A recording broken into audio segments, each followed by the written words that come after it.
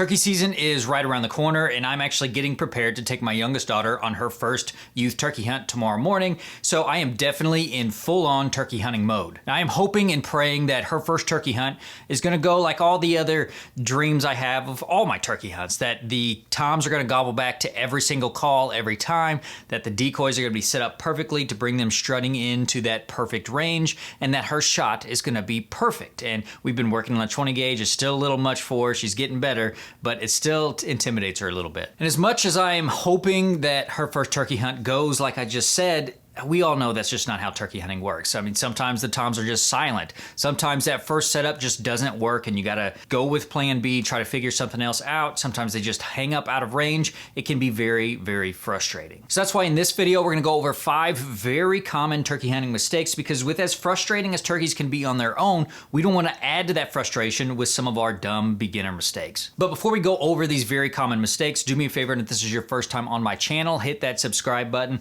Make sure you click that bell icon so you can be notified every time I upload a video. And I also like to thank Bass Pro for sponsoring this video. I know turkey season is very close, but there is still time to get some things you might be missing or things you might want to upgrade, whether that's turkey vests, clothes, decoys, anything you need. Check that link down in the description so you can get what you need and also help support the channel. And so the first very common turkey hunting mistake is that you're trying to set up way too close to where the turkeys are roosting. So you put in the work in the preseason and you found out where those big toms like to roost, so don't ruin it by trying to set up right underneath it. Try to figure out where they're most likely going to go from that roost and then set up there. And the distance that you set up is very highly dependent on terrain, any other habitat features that might obscure their view from where you set up. But I try to stick to this no closer than 100 yards rule. And it's my rule. I'm not basing that on anything. It's just what I'm comfortable with. I feel like 100 yards is a distance that I can get set up pretty easily without spooking them. But sometimes that's way too close, and other times that's way too far away. So you really have to understand the terrain and the habitat features, and that's where the scouting comes in. By trying to get too close, those turkeys are going to spot you before you can even begin to set up,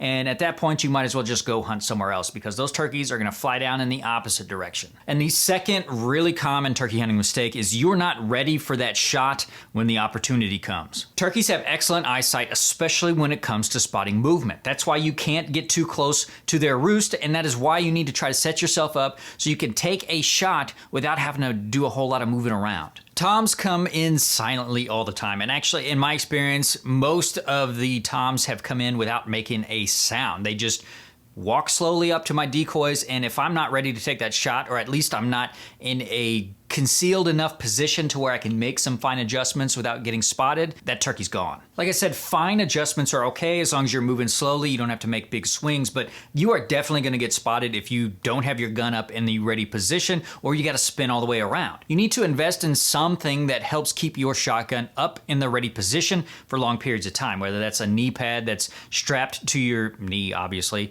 that holds your gun up, or some sort of tripod. And if you're taking kids hunting with you, you need to definitely invest in something like that Caldwell shooter's pod. It holds the gun up in the ready position. They don't have to hold the weight of it. All they got to do is manage that recoil. You also don't want to be doing anything that takes up too much of your attention. I mean, if, like I said, toms come in silently all the time, so you don't want to just look up and have a tom beating up your decoys, or walk through whatever field or opening you're hunting over. Don't be absorbed into your phone nonstop. You really need to be paying attention. You need to be in your world. And speaking of being ready for that shot opportunity, the third most common turkey hunting mistake is you don't know how your shotgun shoots. Hopefully you've been practicing your calls so you can at least sound halfway realistic to call in a tom, but have you patterned your shotgun? Do you know what your effective range is? This is a mistake that both beginner and seasoned turkey hunters make. I know we can get comfortable with the shotguns that we have, assuming that that shot is going to perform exactly the same year after year, but that's just not true, or at least it's not true enough that I want to stake my turkey hunting success on it. There is no harm in throwing a couple shots downrange at different yardages just to see how they're performing. Not only does this confirm your shot pattern, but it also lets you know if there's any issues with your shotgun. I would hate to get out there and learn that all of a sudden my shotgun won't shoot at all, or it's misfiring all the time. This is especially important for those beginner turkey hunters, because the way chokes and different brands of shot work together, it's just different. There's a lot of variations between those mix and match brands. There's variations within the same brand. So it's just good practice to understand how your specific combination works together.